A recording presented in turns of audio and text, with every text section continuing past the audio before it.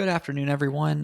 Today, we are going to be talking about what is financial planning. So, if you are watching this, we actually have two videos on here about what is financial planning.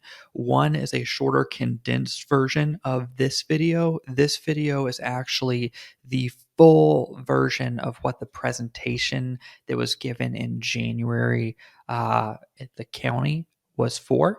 So this will be that full presentation. Again, if you want to watch a more condensed version, look for the video that's labeled "What is Financial Planning." It is closer to around 20 minutes. This will probably be closer to about 45 to 50 minutes, and it'll be labeled "What is Financial Planning" full presentation. So just to make sure you're in the right place, this just builds on some of the topics we talked about in the shorter video. Kind of to get started, I want to start off talking about what is financial planning and more specifically, why is financial planning important? Why is it important to talk about financial planning? And what we're going to get into today, it's going to cover a lot of topics. It's going to be probably fairly overwhelming if this is your first introduction into financial planning. That's completely fine. Expect that to be the case. Just what we're really doing is hitting a lot of the key topics within financial planning, just to give you a brief overview of each one to get you introduced. But what I want to start off with again is why financial planning is important. So, when we talk about financial planning, what we'll get into in the meat of this is really the seven key components that I'll talk about in a little bit. But why is that important? Why should you care? And why does it matter? It matters because when you talk about financial planning, there are a few things that are in your control, and there are a lot of things that are not in your control. So, what financial planning really allows you to do is take the few things that are in your control: spending, saving, where you save, how you invest, and make sure you are maximizing those for the things that you cannot control. You can't control the market, you can't control policy, you can't control how you're taxed. You can't control what benefits you have.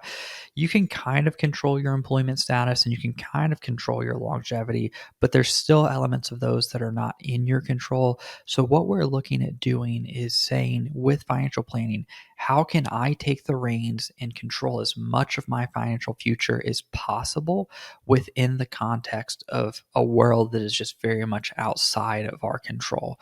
And the reason we want to do that is we want to do that so that we can get into retirement and we can be in a place where we have a lot of financial flexibility and a lot of financial freedom. So, what we kind of typically see and what this chart shows us here is that if you were to take away Social Security from current retirees, you're looking at older adults, about 4 in 10 people being below the poverty line. So that's 38% of the retired population being in poverty if they did not have Social Security. Even including Social Security, you're still seeing about 9% of the population in poverty. So, when we talk about financial planning, really what we're looking at is how do we make sure we do not fall into that 38%? How do we make sure we retire and be able to meet the goals we want to do and not have to live our lives really within the constraints of what Social Security is going to pay out for us? And that is what we talk about in financial planning and why it is important, because at a certain point you're not going to be able to continue to work, you're going to want to retire, or you're physically just going to have to retire, and you need to make sure you're financially solvent for that situation. Now, the big thing with financial planning is it's a lot. It covers a lot. So, a lot of times you just want to start somewhere. And this is where we normally talk about like a financial order of operations. This is actually Dave Ramsey's financial order of operations. I like it because it is very straightforward. It is very simple. It is easy to follow. There's a lot of thought that went into this, and it has helped hundreds, if not hundreds of thousands of people, possibly even millions of people. And that is something that is huge. But when we talk about a financial order of operations, it's things to start with, taking one small step and focusing on that, then focusing on the next one, focusing on the next one. So, Dave Ramsey's, it's fairly straightforward. One thing we have put together and we have found online and then kind of gone over and reviewed. So it's not our financial order of operations that we have actually put together, but it is a financial order of operations that is very, very thorough. It's a video that's available. Feel free to watch it when you get a chance. But what you're looking at is this is just going to be a more detailed step through kind of building on Dave Ramsey's, but giving you more detailed instructions with each one of those steps that you can follow. But this is a great resource. I recommend if you're looking at building a budget or looking at getting started into financial planning, checking this financial order of operations out and looking to get started with that if you're unsure where to start. Now, jumping into actual financial planning. So, we've just talked about why financial planning matters and why you should care. Now, what is financial planning? First off, it's 7 key components that make up financial planning. First is your financial health. Think of that like kind of your household health from a financial standpoint. That's really going to be the smallest kind of building block you have. Then it's going to be risk, so managing your risk accordingly. Investments, how you're invested, where you're invested. Retirement, this is going to be what to think about when you're retiring. When do you want to retire? How much do you want to spend in retirement? What does retirement look like for you? Taxation, how are you taxed? How do you prevent being taxed now, and how do you save the most in tax in retirement? So it's really from a taxation standpoint, where can you save in accounts that lowers your taxable burden? Estate planning. So this one's often, I think, looked over pretty commonly when it comes to estate planning. A lot of people think it's just for the ultra wealthy, or it's things that they do at the end of their life. And really, a lot of things from an estate planning perspective can be taken care of during your working life and during your retirement. And then lastly, education planning is what we'll wrap up. And a lot of that's going to be centered around planning for college. Now, financial health. There's really a couple big things you're looking at with financial health. Net worth is a one that we really commonly hear. What net worth is, it's your assets minus your liabilities. So, what you have in assets and then what you have in debt, and then that is going to be your net worth at that point. A lot of times you use net worth as just a goalpost. It's something to look at and say, hey, I want to have this net worth by this time period, or I want to have this net worth by this age. But it's a good indicator of your financial health from a very broad spectrum. You get a little bit deeper, and your cash flow is what makes up a lot of that day to day. So that's just money coming in and money going out is going to be that cash flow. And then when you look at that cash flow, the way to control it is by building a budget and sticking to a budget and making sure you are effectively utilizing what income you have coming in and you know where it's going out. And when we talk about cash flow and budget, the health kind of meter for that is your debt to income ratio. So that's the amount of income you have coming in, and you back out the amount of debt payments you have. So you really don't want debt to be more than about 36% of your income that you have coming in on a monthly basis. But when we talk about financial health, it's really looking at your household. Financial health at that point, probably the biggest two factors being your cash flow and your budget. And talking about budget, that's where I want to kind of jump into just so why create a budget? And one of the big things in creating a budget is it just shows areas that you are inefficient at spending. And I say inefficient at spending not to kind of be down on anyone that does have spending inefficiencies, because everyone does. Typically, everyone has that thing that someone else would consider a waste of money on whatever it might be. But it's just making sure you know what those are and know if it's a measurable amount that you are fine with. So if you have unused subscriptions, that's one I always use very commonly. If you were to get a free trial of something and then forget to cancel it and you have a subscription, I find that happens more often than not. But just looking for areas where you have inefficient spending and seeing if you want to make those changes. Once you have an idea of where you spend your money, it gives you a good measurable financial self-evaluation tool. So knowing where your money goes is the first step into planning where your money should go. So if you have inefficiencies, you know you want to correct them. Well, identifying that's the first step, and then self-evaluating. Hey, do I want to change this? Is the second step, and making that happen. And then finally, just having that level of organization of knowing where your money's going It allows a lot of clarity and a lot of motivation from that standpoint. Just seeing that financial picture slowly become decluttered is a motivating push to continue to better yourself from a financial standpoint. But when we're building a budget, now let's look at that first step. So when we're building a budget, there's a couple guidelines I like to typically keep in mind. First off, keep it flexible.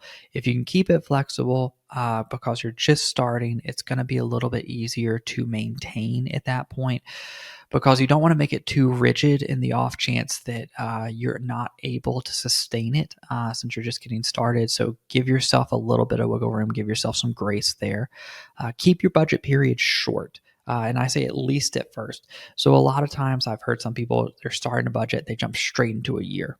Don't do that.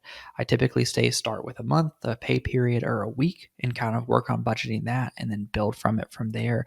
And then as you get a little bit better, you can extend that time period, but it's not a requirement as long as you have a handle on it. Keep it simple and understandable. Again, don't subcategorize right off the get go. Just give yourself some broad categories and work towards defining those more and more as you continue to get better at budgeting. Like anything else, budgeting is a skill, so don't expect to be amazing at it right off the bat. It's something that you do need to work towards. And then keep your goals specific. If you want to cut down on your spending and you want to build up your savings, have a set dollar amount in mind. Say, I want to save 300 a month by the end of this year. And nope, if you're not saving 300 a month by the end of this year, you did not meet that goal. Make it something specific and make it something measurable. It is much, much better to do something like that than just say, I want to be saving more by the end of this year, because you don't have anything that holds you accountable to that. And then finally, and probably the most obvious thing, is just follow the budget. Make sure you're actually doing it. If you're not, then it's useless to spend all the time to do the prep work for it. Next, we're going to talk about risk management. When we talk about risk management, there's really three main areas. Three main areas we talk about in risk management: personal, property, and liability. Now, for most people in most situations, property and liability are going to be covered through their employer or covered through another means. I mean, home and auto are legally required, so pretty much everyone has those. Personal professional liability, errors and omissions are typically covered by an employer. So really, you're looking at a few different things. Probably life, long-term care, and then umbrella policies are going to be the three big things from a financial planning standpoint. Life probably being the most important, then I'd say long-term care, and then umbrella. So when we talk about financial planning, there's a lot of types of risk management out there. You're really just using these different policies to prevent catastrophic financial disaster. You were not using life insurance specifically as an investment opportunity. I think a lot of times there are products out there that are life insurance based products that are pitched as investments. Those are typically more expensive and inefficient when it comes to investing than just other more simple means of investing. And a lot of times they are pushed on people that are unknowingly buying what they're buying. So when you think about life insurance, when you think about risk management, you're trying to prevent catastrophe. You're not trying to grow wealth with this. And the same thing goes with like an emergency savings. Just having an emergency savings is another key measure of risk management on a very, very short scale of just making sure you have enough in savings to cover a dishwasher, a refrigerator, a roof repair, something like that. That's not necessarily going to tap into major catastrophe category, but it's going to be enough to cover you if something were to happen. So I want to take a second and just really look at life insurance specifically, because that's one that I think a lot of people end up getting sold coverage isn't necessary. So when we talk about life insurance, there's really two types of life insurance. You see term life insurance and you see permanent life insurance. So term life insurance is exactly what it sounds like. You buy life insurance for a set number of years and then it goes away. It's for a term. Permanent life insurance, often referred to as like whole life insurance as well, or universal life or variable universal life, that is for your entire life. So you would buy it and it would last until you passed away at that point. Typically is more expensive, and typically if you're just looking for catastrophic coverage, you can get more coverage for less dollars with a term policy. And typically permanent insurance comes into play a little bit more with a life insurance policy from that stand, or not a life insurance policy, but a estate plan, and passing wealth on from a tax efficient standpoint. It's certain situations. So again, take that with a massive grain of salt. But a lot of times, term is going to be more than enough for most people. So when we look at this chart here, what you typically see is the need for term insurance starts out being fairly low, just because if you're 18 to 25, you don't have a family, you don't have a house yet, no one is really counting on you to provide for them if you were to pass away. But as soon as you start to gather those things, that's when that need for insurance coverage really starts to dramatically increase very quickly. So your family, house, paying for college, making sure that your nest egg is secure for your family. And but you see that life insurance coverage start to drop down a little bit. And that's because if you look in this green line right here, ideally during this whole time, you've been investing in your 401k, you've been saving, so your nest egg is actually starting to get pretty significantly high. And what you're looking at that point really isn't going to be needing catastrophic life insurance coverage, because you would be able to self insure yourself. And that's one of the big reasons term insurance is so big, because you can cover yourself for, say, 30 years, give yourself time to have the ability to self insure yourself, and then no longer need to pay for that insurance in the back half of your life, from that standpoint. So, next, looking at investments. So, when we talk about investments, there's really three different categories we want to discuss: the investment account type that you're putting money in, the investment location, and then the investment allocation. So, investment account type is going to really be talking about what type of account you're putting money into. Is it pre tax? Is it post tax? Is it taxable? And that's going to really dictate what your tax ramifications are, and then how the money is treated in retirement. Is it taxed in retirement? Is it not taxed in retirement? And we'll get in a little bit more detail the difference between post tax and pre tax later on in this presentation. So I don't want to spend too much time in it now. The other big thing is going to be location. So where are you saving? Are you saving in an IRA, which is an individual retirement account you would do on your own? Are you saving in a 401k? Are you saving in a brokerage account? Which is very similar to a savings account, but it's an account that you can buy stocks, bonds, mutual funds, ETFs in. And then investment allocation. So, investment allocation is going to be how aggressive you are or how conservative you are. And that's going to be a big factor of how your account performs over time. So, if we look at this chart right here, this is a balanced account. So it's not too aggressive, it's not too risky. But what makes it a balance account is the slices of pie you see in this pie chart. This is US stocks, non US stocks, bonds, non US bonds, cash, other. That's going to be what that allocation is made out of. So you might say, like, oh, a mutual fund or an ETF. And what a mutual fund or an ETF is they are essentially an investment that has all of those individual holdings inside of them. So, to use an example most people can relate to, in a 401k plan, you typically have target date funds. Now, you'll typically know their target date funds because they will have like a 2045, a 2040, a 2035, a 2030, or 2065, 2060 at the end of them. What that number relates to is the year you plan to retire, or the year that's closest to your planned retirement date. Now, what those are mutual funds.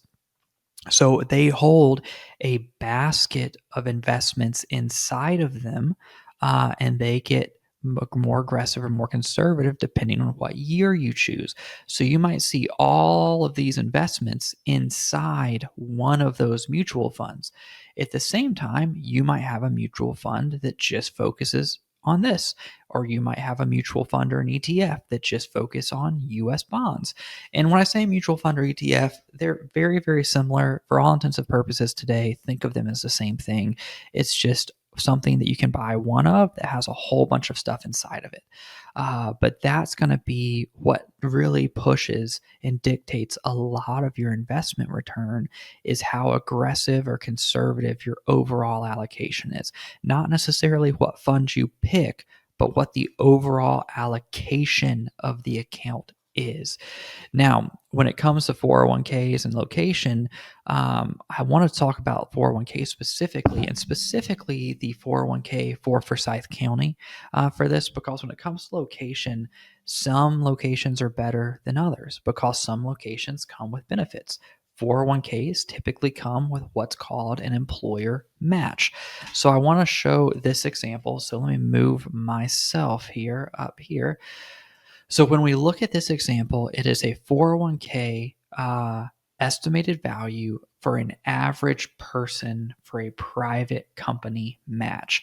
So what we're assuming is someone starts at 30, retires at 60. So they're working 30 years. They're making $60,000, get a 1% raise every year, and they are saving 10% of their money into a 401k, and they're averaging around a 6% investment return. So when we talk about that 6% investment return, that would be the allocation that would be a big driver to that. So looking at this with that in mind, an average private company 401k match is about 4%. And that's what you see in most cases. So in this scenario, someone saves from 30 to 60, making again 10% contribution, average 6% return. They're getting about $526,000 at retirement out of their account. That's with that 4% match their entire career. Now I want to take that and say, what if we did the Forsyth County match? So exact same scenario, same salary, same savings percentages, same earnings percentages, so same 6% return. Just the match difference makes $878,000. So almost a $300,000 difference, not by having to work harder, not by having to save more, just because Forsyth County adds more into their 401k match. And that's where that asset location really, really makes a difference, because when you talk about asset location, if you can get more savings for doing less, that's always going to be a win, which really, really incentivizes you, if you're a Forsyth County employee, to use that 401k plan. Next, I want to talk about retirement here, and I'm going to move myself again, and I'm going to click off here. So bear with me for a second. So I want to talk about retirement. So really, when you're talking about retirement, you want to ask yourself, how much do you want to spend in retirement? How much do you need to save to get there? And where's the best way to save that? So you want to kind of look and say, all right, well, what's my longevity going to be? What's my expected tax rate in retirement? What do I want my spending pattern to look like? How much have I saved? How's the best way to save? Do I need to worry about market volatility? Am I too aggressive? Am I too conservative? All these things kind of come into play, and they're questions you need to ask and really think about and start planning and mapping out. Probably the biggest thing in retirement is going to be your spending patterns. How are you going to spend money? So when we look at retirement spending, you typically see retirement spending in three main phases. Your early years, which would be your active phase. Most people do a lot of their big trips when they're younger, when they're healthier and they can. So you have a quote unquote like your go-go year. So that active phase is where you'll typically spend the most. You start to get into your 70s, slowing down a little bit. You go into like kind of a slow go phase. Excuse me. I gotta get some more water. You go into that slow go phase, and typically you just see people slow down a little bit. You're not going on as many trips. Long car rides, plane rides are a lot less appealing at this point in time. People are typically coming to see you rather than the other way around. And then you get into that final phase. That final phase is going to be dictated by healthcare expenses. If you are lucky and you remain healthy up until the day you pass away, your spending can go down. But if you do have an increase in healthcare costs, that can quite significantly increase your spending, and in some cases be the most expensive years of your life at that point. So you want to make sure you're planning for all three of those spending categories, not just your normal living expenses, but also healthcare expenses as well. Now, when we talk about taxes, really it's two questions. How do I pay the least amount of taxes now? how do I pay the least amount of taxes in the future? And a lot of that's going to be dictated by what type of account you save into.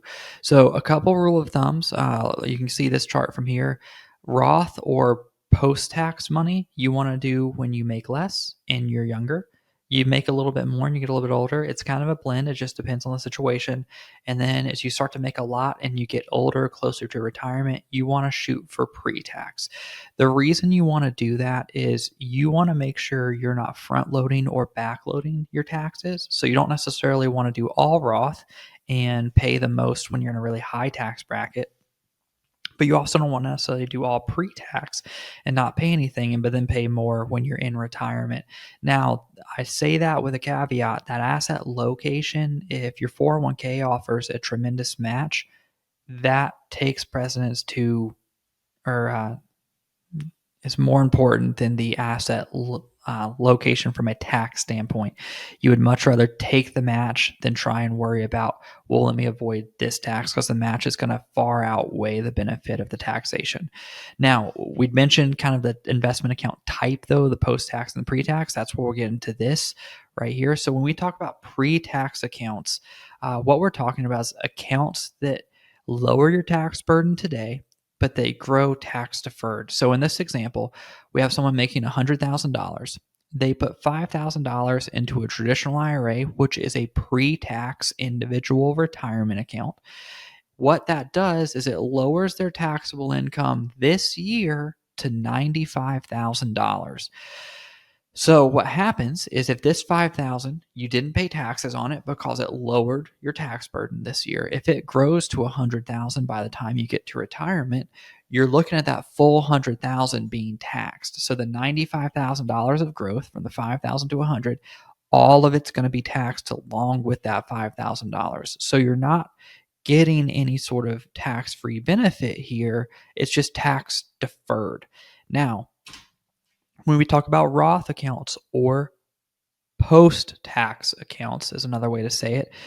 What it does is it does not lower your taxable income this year. So if you have $100,000, you put $5,000 into a Roth IRA, which again is that individual retirement account, you still pay taxes on $100,000. So what you were looking at with that 5,000 is you've paid taxes on it. So in this situation, it will grow tax free rather than tax deferred. So if it grows to 95,000 or grows to $100,000 in retirement, when you pull the money out of that, it's tax free completely. So the $95,000 worth of growth from that account are completely tax free because you already paid taxes on that 5,000. And that's where, if we go back to this chart here, where the older you are, the more it makes sense to do pre-tax. That's because you have less time for that money to grow tax free. So I mean, if you invested $100 tax free in at age 20, we have decades for that to grow. But if you did it at 60 and you only have 5 years, it's not going to grow to that much. So you just want to avoid the taxes at that time. And that's what you have to balance between the two different account types. Now, when we talk about taxes, it's always good to note we aren't going to necessarily know what tax rates are in the future. That's something that's just outside of our control. So, what you kind of see in these gray lines here is the top marginal tax bracket in different time periods. So, what you can kind of see in the 70s was a little bit higher, 80s was a little bit higher, dropped down in the late 80s, went up in the 90s, dropped down in the 2000s, popped back up in the 2000 teens. But what I want to note is that average tax rate stays pretty consistent regardless of where you're looking. So, what we can say is get a pretty decent look at an average tax rate going forward. We might not know the bracket, but that average isn't going to move more than a few percent points at a time. And that can kind of help us make a better informed decision on when to use pre tax, when to use post tax accounts. Now, estate planning. So, estate planning, again, is that thing that I think a lot of people kind of get a little bit locked up and they're not entirely sure what they need to do. Kind of one of the big things is just creating a will, making sure you have a will, living will, power of attorney, medical directives. Go ahead and get that done sooner than later. If you work for Forsyth County, that service is free and offered to you. So reach out to your benefits department to figure out how to get started on that. Trust. So trusts are account types that a lot of people really are very unsure of, mainly because I think there's a certain kind of veil around them that a lot of people just aren't familiar with. They don't typically see, or they think when they hear trust fund and very wealthy. Trust are just documents that legally direct funds for someone. You can have it without needing to be wealthy. And in a lot of cases, it's very useful, especially if you have, or you're in a second marriage with kids from multiple marriages, just making sure different sets of kids get different things. It's easy to do that in a trust, and that's a very common way you see it used. So, really, what that would be would just be a document that would link to an account that would say, hey, I want this beneficiary to get this at this time, this beneficiary to get this at this time. And it avoids the probate process, which is another huge benefit. Beneficiaries is an easy thing. Make sure all your accounts have beneficiaries on them. Those supersede the probate process as well, so they avoid probate. And then charitable giving. So even if you're not charitably minded, if you do want to give to your kids, a lot of times people think of inheritance as something that happens after they die. We typically encourage people, give while you're alive. Give to your kids when it's more meaningful. Give to your charities when you're alive and you can see them enjoy it. Give while you're alive, and think about doing that rather than just leaving it all as a lump sum towards the end. But when we talk about estate planning, we're really looking at avoiding probate, because probate can be very expensive. It can be very long. It can be a very long, frustrating process. And the last thing you necessarily want to do while you're grieving a loved one is deal with the probate process in any state and have that dragged out. So, one of the best things you can do for your loved ones is have an estate plan in place. And again, kind of what I talked about, it's making sure you have beneficiaries on accounts, making sure if you're going to do a trust, you have a trust done and updated. Make sure you have a will in place. If life insurance is part of your plan, make sure you have that in place. If you have a husband or wife, make sure things are titled joint rights of survivorship. Those avoid probate if something were to happen to the other spouse. The surviving spouse can get the assets pretty easily.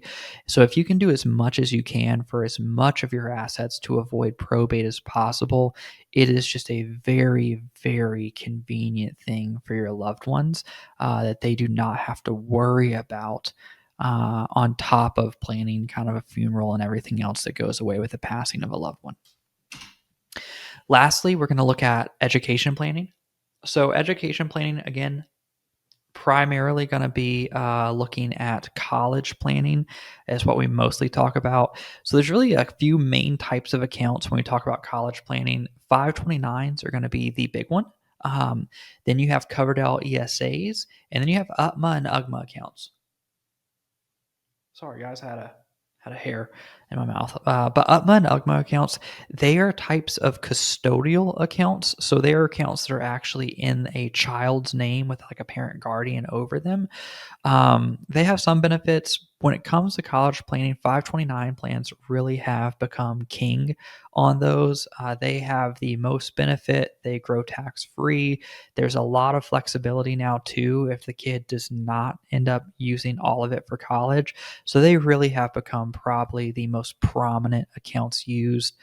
The other thing you typically have to look at is scholarships, financial aid, and student loans, and just have a conversation with what's a reasonable amount you can save for college, and then how you want to go about making sure college is covered for your child the rest of the way.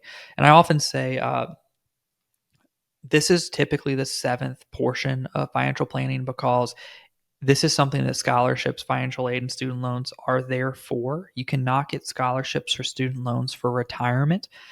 So a lot of times we have seen in some cases people will push to save as much as they can for college, and they will forego retirement savings. And the kind of mindset is, well, I want to give my kid a head start. I want to make sure they don't have a financial burden of student loans, which is great. But if you do that and you do it instead of planning your retirement, and you end up needing financial help in retirement, you are putting the burden on your kids when you get older, especially if you have health issues. So yes, you can set them up on the front end, but make sure you do not do that to the sacrifice of your retirement to where they just are required to help you when they are older and later in life because they might not financially be able to either. So you want to make sure you're balancing correctly between saving for college and saving for your retirement. Now, when we talk about college, the big thing is cost of tuition. So you look at it like a public in-state tuition compared to a private tuition or an out-of-state tuition. Public in-state's obviously cheaper at 10,000. Private's more expensive, and public out of state's going to be kind of the median. Now, it's going to vary based on college. These are averages. Like you go to a University of North Georgia, it's going to be closer to probably 22,000, even though it's in state. If you go to UNG, it's going to be a little bit less than 10,000, even though it's in state. Uh, so it's a balance of kind of figuring out what you want to do. And there's ways to say, all right, well, I'll go to a cheaper school for my core classes and transfer to a more expensive or a more prestigious school. But these are the prices you're looking at. And this is just tuition. So this is not room. This is not board, anything like that. You're just looking at baseline tuition here. And a lot of times we hear, oh, well, we're going to get Hope Scholarship or we're going to have Pell Grant or anything like that. In reality, very small portions of the population qualify for a lot of those. So you're looking at just over 50% for scholarships, right at 50% for grants. You're looking at a small total payout too. So $5,000 for grants, $7,000 for scholarships. I know Hope for Georgia is always getting a little bit more restrictive. And then if you look at people that actually get full free rides, it's 0.3% of students. So not even 0.5% of students get full free rides from scholarships and grants to cover all of college costs. So you're looking at probably having some college costs. You can probably get something for tuition. But again, if you have room and board or just other miscellaneous costs, there's going to be something associated with that. So it's just making sure you're planning accordingly for how much you want to be able to save or how much you can save, and then making sure you're doing it in the most efficient manner possible from that standpoint. But that's going to wrap up today. So we covered the 7 key components of financial planning. Look for more videos. We're going to be doing more on each individual one of these proponents throughout the year. So we'll be posting more every single month on each one. And as we do more presentations, we'll be doing those full presentations and posting them on here as well. Again, if you have any questions and you're a Forsyth County employee, feel free to reach out to me in my retirement plan at investplanadvice.com or the number here, and we can set up an individualized appointment for Forsyth County employees. But thanks for listening and have a great day.